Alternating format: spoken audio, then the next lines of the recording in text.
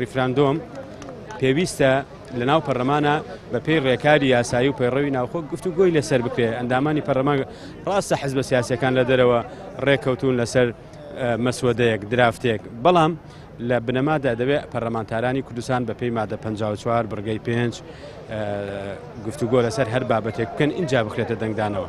بەداخەوە بەو جۆرە نەکەوتەوە. ئیتر لەبەر ئەوە گرنگ ئەوەیە ئەم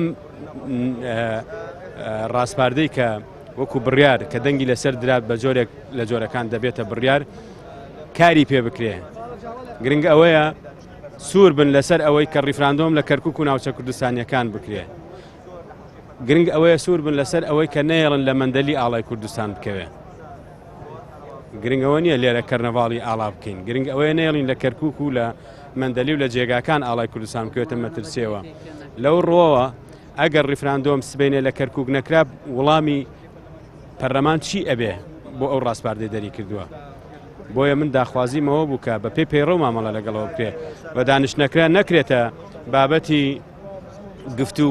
بابەتی وتار خوێندنەوە تەنیا و وتار خوێندنەوە دەبێت بە پێی پەیڕەویش هیچ سەرۆکی فراکسیۆنێک بەبێ پێشکەشکردنی وتارەکەی بەر لە 24 سەعات بۆ سەرۆکایەتی پەرلەمانی کوردستان بۆی نییە وتار بخوێنێتەوە. ئەمە هەمووەمانە پێچەوانەی پەیڕەوی ناوخۆی پەرلەمانی کوردستان. کوبنەوەکانی پەرلەمان بەردەوامی دەبیتن تەنها بۆ بابەتە نەکرا بوو ئەوە دەستپێکێکی باش بوو. هیوادارین هەمومان جیاوازیەکانمان بەلا بنین لە چەند ڕۆژی ئایندەدا بگەینە ڕێکەوتنی تازە بۆ ئەوەی کە هەم دەستی سەرۆکایەتی ئەگەر بەو شێوازەی ئێستا کە ئەو لایەنانە نێنە پێش گۆڕانکاری لە دەستی سەرۆکایەتی بکرێت و دەستەیەکی سەرۆکایەتی نوێی هەڵبژێرین، بەڵام بەدڵنیاییەوە پەرلەمان لەو دقەیەوە کارابوو. ئەگەر ئەو لایەنانەی کە ئەو ڕۆناتنە ئەو جەلسەیە دەکرێت لە چەند ڕۆژی دیکە گفتوگۆی دیکە دەکرێتن بۆ ئەوەی یاخود دەگەڕێنەوە یاخود ئەگەر نەگەڕێنەوە دەستەی نوێی سەرۆکایەتی پەرلەمان هەڵدەبژێرن.